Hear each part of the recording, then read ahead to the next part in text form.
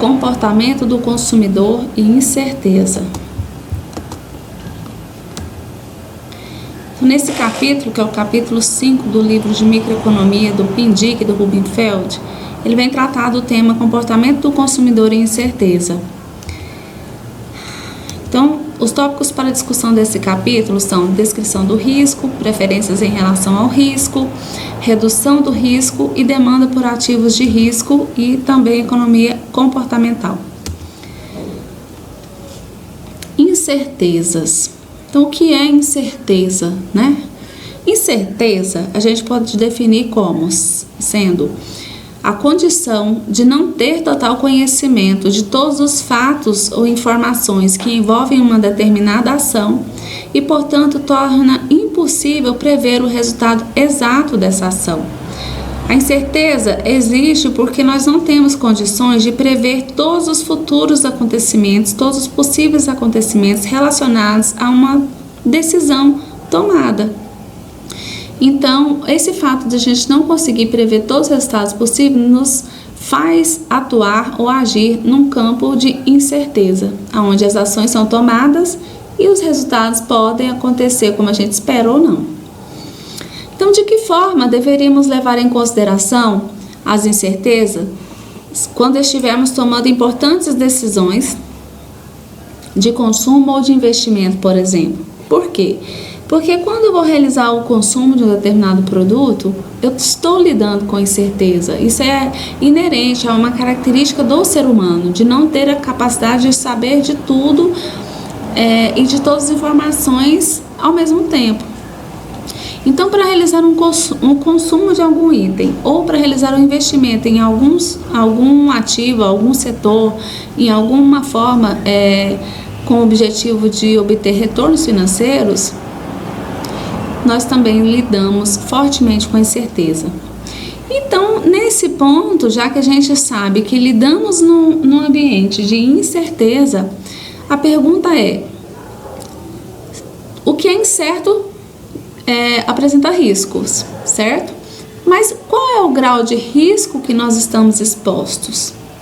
Qual é o grau de risco que eu tenho uma certa ideia de que eu estou exposta para que eu tome determinada ação ou não? É isso que vai fazer com que o indivíduo reaja ou haja em determinada direção de forma a tentar obter o melhor resultado ou tentar minimizar o risco que ele incorre.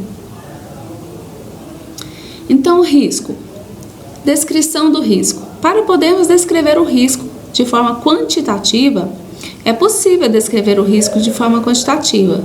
Só que para isso é necessário que saibamos quais são os possíveis resultados de determinada ação, bem como qual a probabilidade de ocorrência de cada resultado. Nós já falamos anteriormente que a gente lida com a incerteza e nós não temos condição de saber todos os resultados, ou pelo menos não temos condição de saber qual o resultado possível ou exato de uma determinada ação.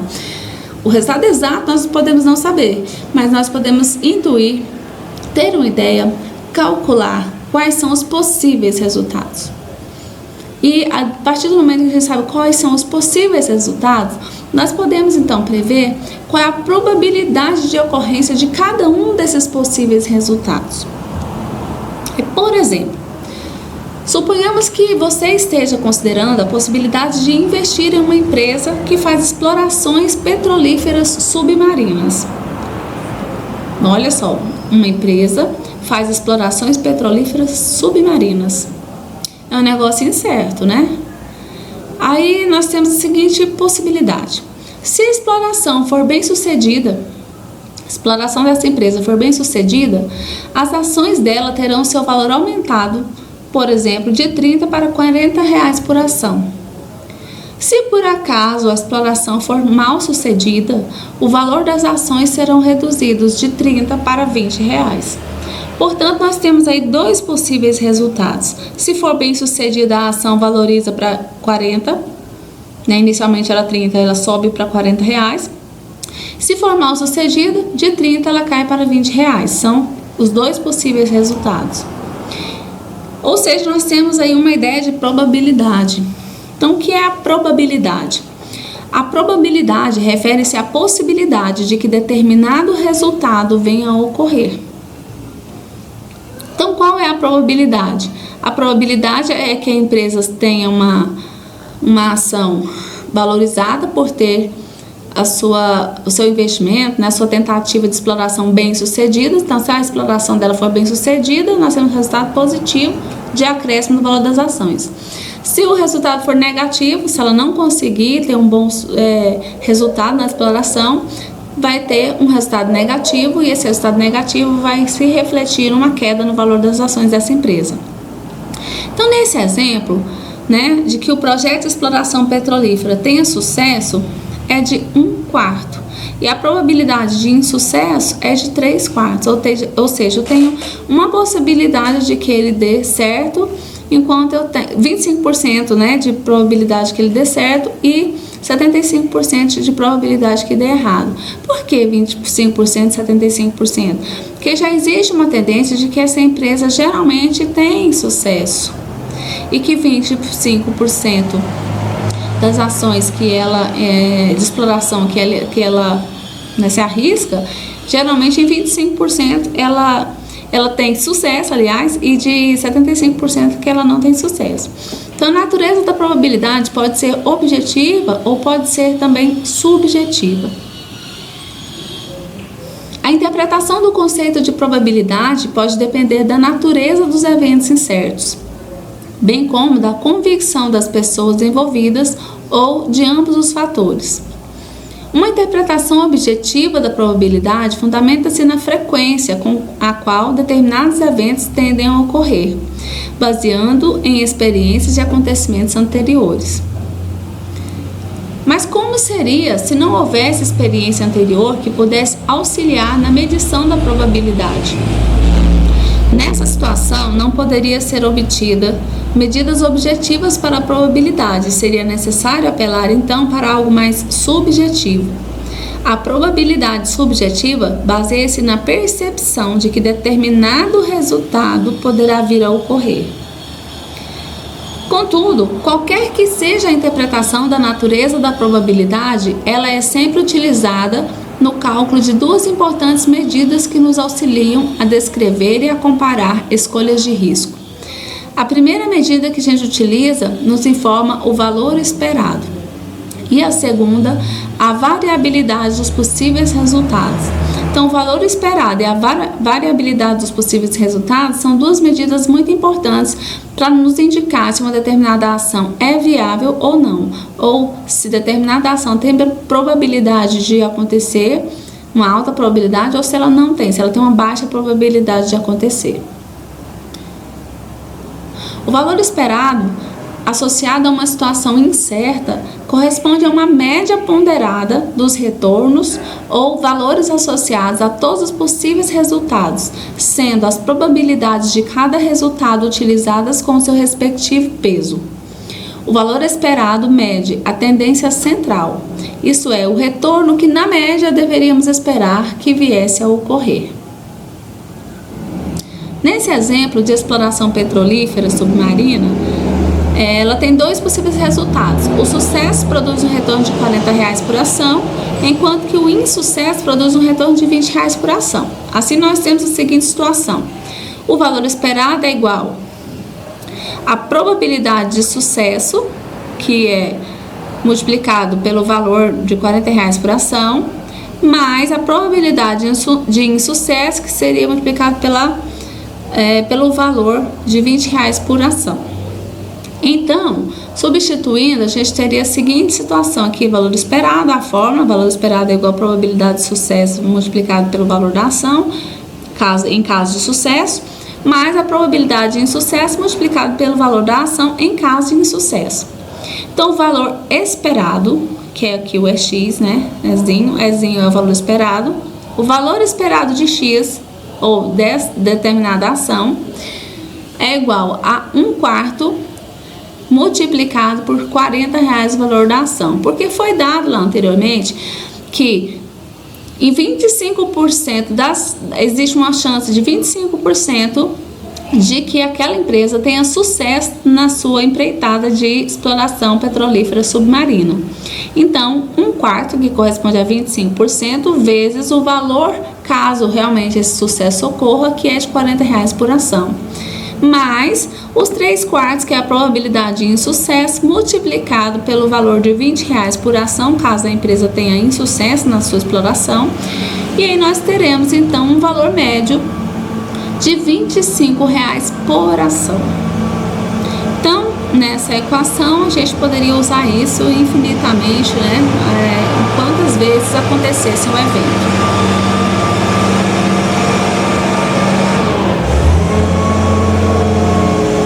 A variabilidade é a extensão pela qual os resultados possíveis em situações incertas diferenciam um do outro ou se diferem.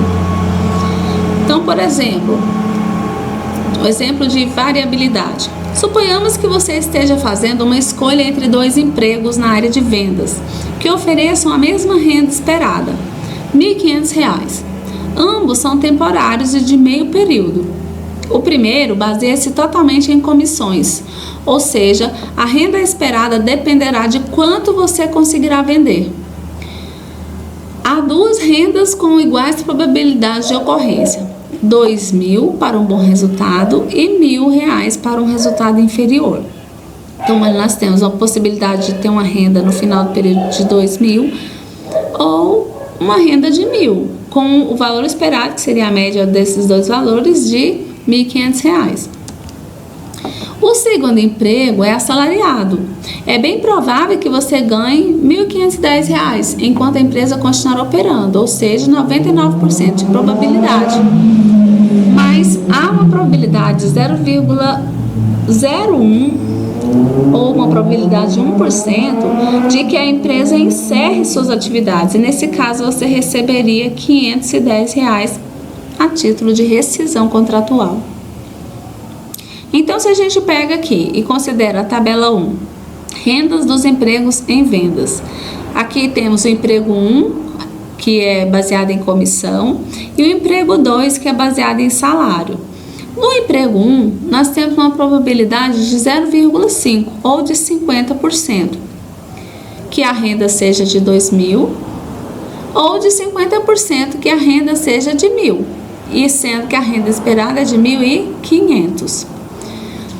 No emprego 2, nós temos a probabilidade de 99% de que a renda seja de R$1.510 e temos uma probabilidade de 1% de que a renda seja de R$510, sendo a renda esperada também de R$1.500 igualmente no emprego 1. Então, nós temos 2 empregos, o 1 e o 2, com o mesmo resultado de renda esperada, que é de R$1.500, contudo, no primeiro emprego, a probabilidade é de 50% que a pessoa ganhe R$2.000, seria o máximo do salário mensal, considerando as comissões, ou 50% de chance que essa pessoa ganhe o mínimo de R$1.000. E no segundo emprego, que é baseado no salário, em 99% de chance que essa pessoa receba R$1.510. Mas caso, considerando 1% de chance dessa empresa fechar as portas, a pessoa receberia apenas R$510, considerados como título de rescisão contratual. A partir dos dados da tabela 1, nós vamos então para os dados da tabela 2.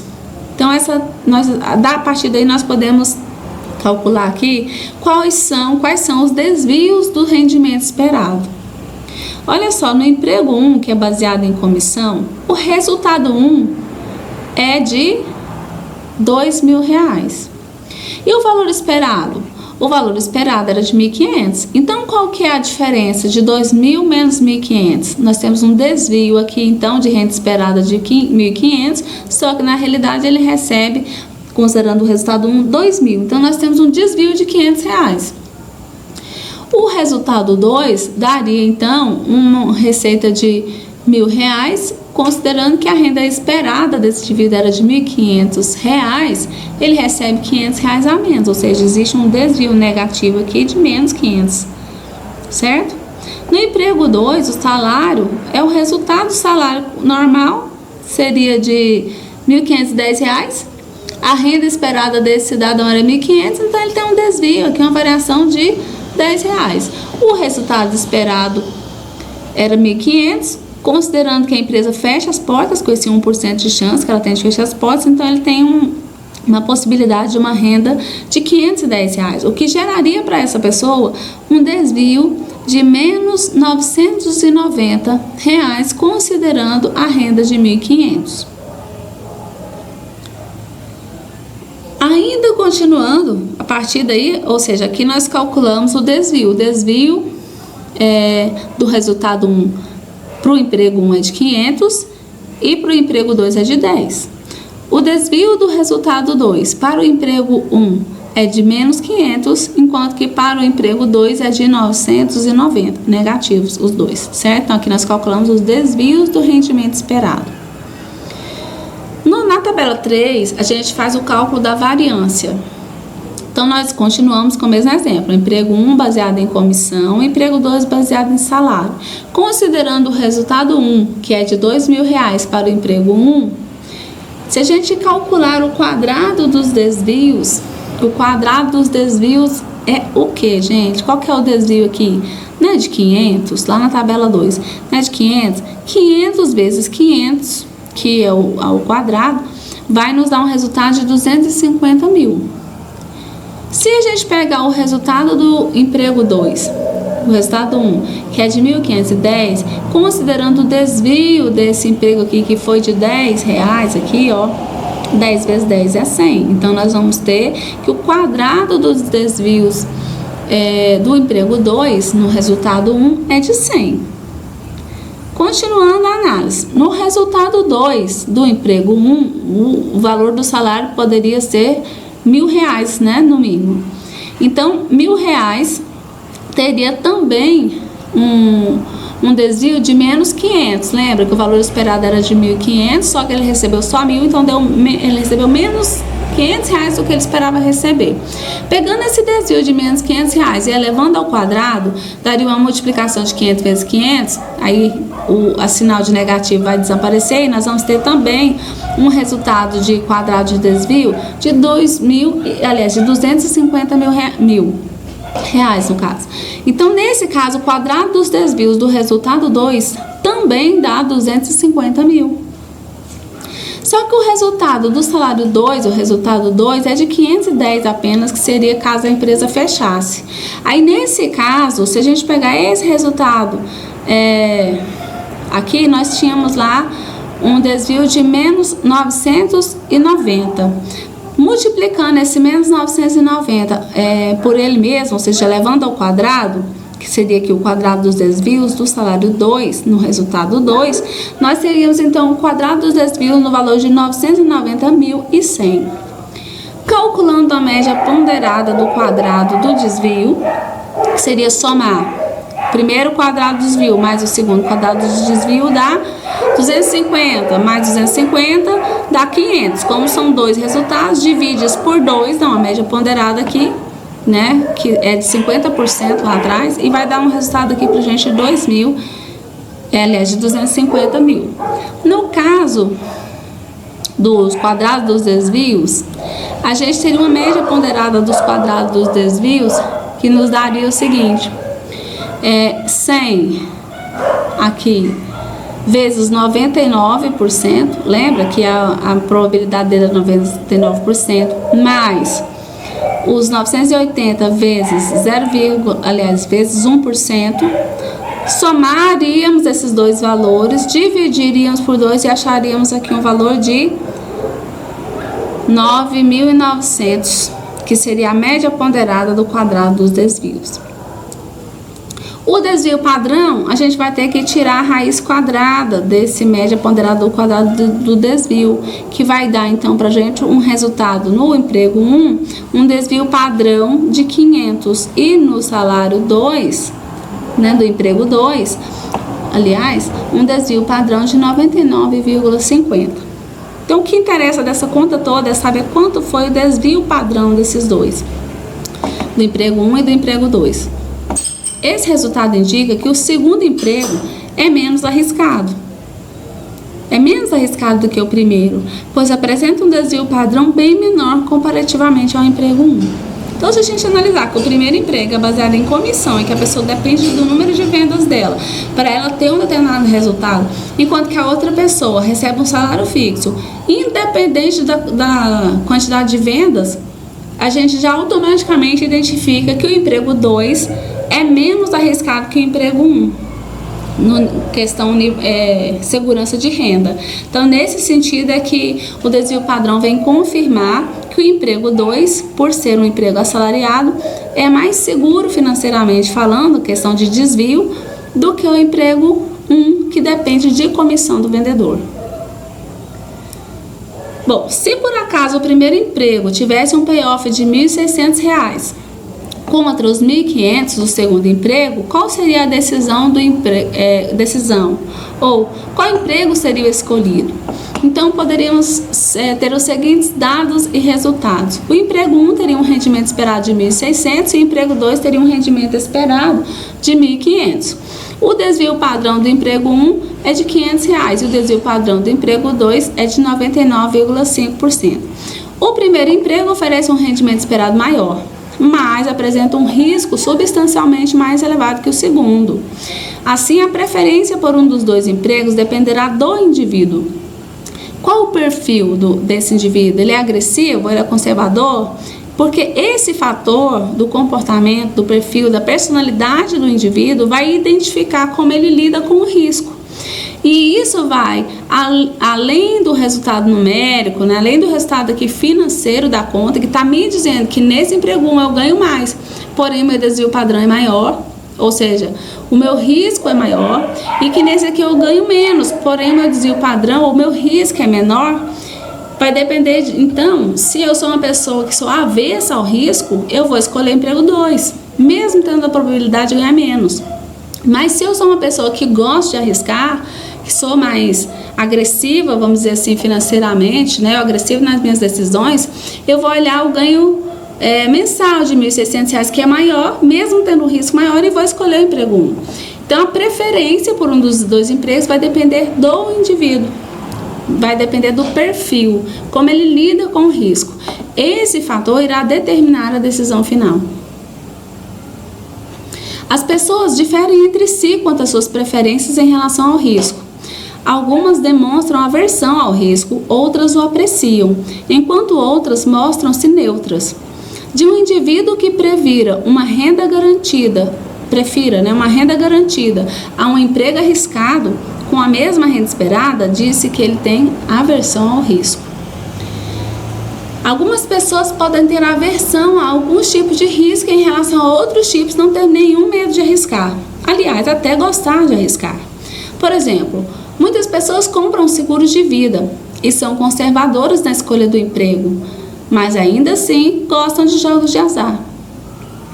Criminalistas poderiam também descrever certos criminosos como apreciadores do risco, especialmente quando cometem delitos com grandes possibilidades de detenção e punição. Contudo, no geral, poucas pessoas apreciam os riscos, pelo menos em relação a compras de alto valor ou grandes rendimentos ou riquezas. As pessoas têm, a maioria das pessoas, elas têm aversão a risco, elas têm medo de arriscar. E aí o que leva a pessoa a arriscar é quanto maior o prêmio que ela recebe, o benefício que ela recebe, caso ela corra o risco e seja bem sucedida. Então, o prêmio do risco, ele vai pesar muito na decisão do indivíduo. Então, o que é prêmio do risco? É a soma máxima em dinheiro que uma pessoa com aversão ao risco pagaria para deixar de assumir determinado risco. Ou a magnitude do prêmio do risco em geral depende das alternativas de risco com que se defronta essa pessoa. Renda e aversão ao risco. O grau de aversão ao risco demonstrado pelas pessoas da natureza dos riscos envolvidos e de seu nível de renda, certo? Outros fatores permanecendo constantes, as pessoas com aversão ao risco preferem uma variabilidade menor de resultados. Então, depende um pouco do nível de renda. Se a pessoa tem uma renda elevada, provavelmente ela vai ter menos aversão ao risco. E uma pessoa que tem uma renda muito baixa, né? Ela pensa mais sobre como ela vai usar o dinheiro dela, porque o risco para ela é maior, certo? Então existe uma relação direta aí. No geral, existem 3 maneiras pelas quais os consumidores e as empresas podem reduzir os seus riscos. Quais são essas 3 maneiras? Pela diversificação, pela contratação de seguros e pela obtenção de informações adicionais a respeito de operações e payoffs, ou pagamentos. Então, voltando aqui com relação ao risco, as empresas podem diversificar a sua produção de forma que elas invistam de forma diversificada em cada área ou em cada segmento de produto, que faz com que, se caso um determinado produto não seja aceito, não seja vendido no determinado momento no mercado, outro produto dela esteja numa linha de produção mais aceita pelos consumidores. Então, ela reduz o seu risco quando ela diversifica. Então, a empresa alimentícia, por exemplo, que produz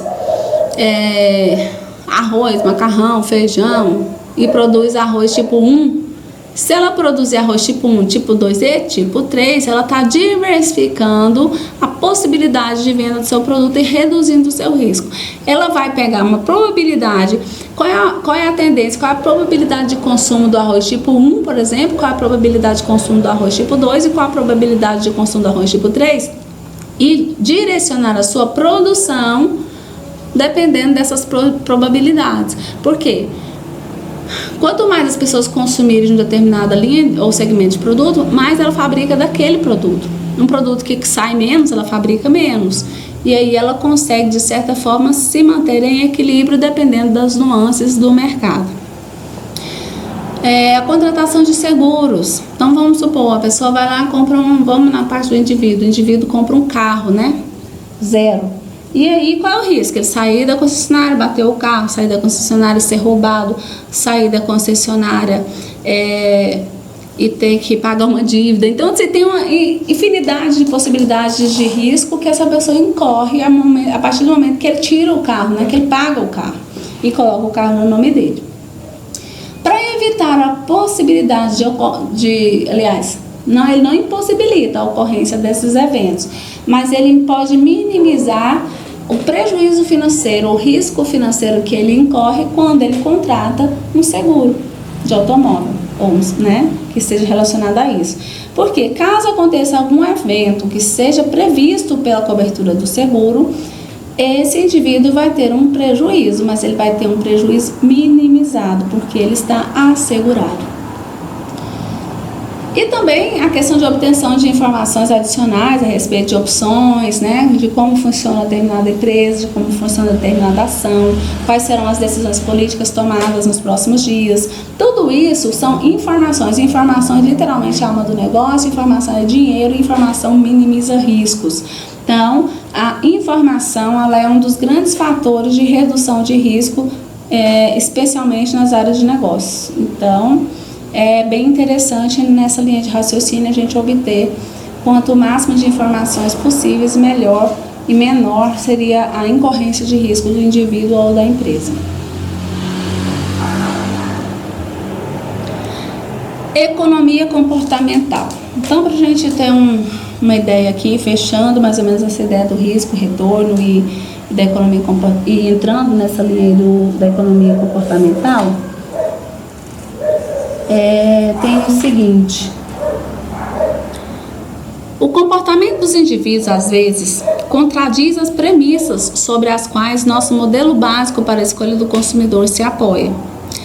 Talvez compreendêssemos melhor as escolhas feitas pelos consumidores, as características da demanda e as decisões tomadas pelas empresas se incorporássemos premissas mais realistas e detalhadas quanto ao comportamento do consumidor. Aí entra então a economia comportamental. Existem decisões relativas ao comportamento do consumidor que não são explicadas pela base teórica que até agora nos apoiamos. Então, por exemplo, as seguintes situações. Acabou de cair uma tempestade de neve. Você para numa loja de ferramentas para comprar uma pá. Você espera pagar pela pá R$20. o preço que a loja normalmente cobra. No entanto, descobre que por causa da tempestade, o proprietário subiu o preço para R$40. Por seus conhecimentos de economia, você sabe que em face ao aumento da demanda, era de se esperar um reajuste. Ainda assim, um aumento de 100% no preço lhe parece injusto. Você acha que a loja está tentando se aproveitar de você. Daí você não compra a par. Embora seja bem verdade que se fosse R$40 o preço normal, você compraria de bom grado. Voltando esse exemplo aqui para a nossa realidade atual. Você precisa fazer alguma ação lá na sua casa que você precisa comprar uma máscara. Só que, porque você vai mexer com poeira, com tinta, seja lá o que for. E aí, numa situação normal, uma máscara dessa custaria R$1, certo? Uma máscara descartável. Só que acontece uma pandemia, essa pandemia obriga as pessoas a usarem máscara e você chega na farmácia e tem uma situação de que cada máscara custa agora R$5. Nossa, houve um aumento extraordinário no valor percentual, né? Percentualmente falando, no valor da máscara. A gente olha, você olha e acha um absurdo, porque você sabe que a máscara anteriormente custava só R$1 e agora ela custa R$5. Contudo, o primeiro impacto que a gente tem é não comprar. Não vou levar esse preço, a não ser que a lei obrigue, como é o nosso caso agora. Vamos supor que não existe essa obrigatoriedade. Então, não vou comprar, vou fazer outra coisa, né? Vou arrumar outro jeito. Apesar de que, se você soubesse, se essa máscara já custasse R$5 antes, você ia lá na farmácia e compraria a máscara sem questionamentos. Mas pelo fato de achar que é um abuso, que é um absurdo o preço ter quintuplicado de valor, você não compra. E isso não tem nada a ver com o preço do produto. É um comportamento seu baseado na sua expectativa, no seu conhecimento, na sua forma de enxergar a vida, os valores e tudo. Então, seguindo aqui com a história da neve. Tirar a neve a pasadas o deixou exausto. Por isso você decide tirar uma semana de férias no campo. No caminho, você para em um restaurante à beira da estrada para almoçar. Embora provavelmente jamais vá pisar novamente no estabelecimento, você considera justo e apropriado deixar uma gorjeta de 15% em reconhecimento pelos bons serviços prestados. Mais tarde, em sua viagem, você visita um cassino e joga roleta. Após algum tempo, percebe que deu vermelho 4 vezes seguida. Rapidamente você aposta no preto, achando improvável que a roleta caia no vermelho 5 vezes seguidas.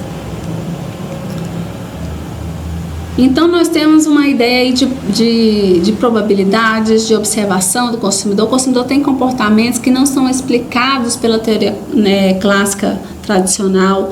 E essa nova linha, que é a linha da economia comportamental, ela vem utilizar vários aparatos, vamos dizer assim, psicológicos, né, da psicologia para explicar o comportamento do consumidor. Isso é bastante interessante.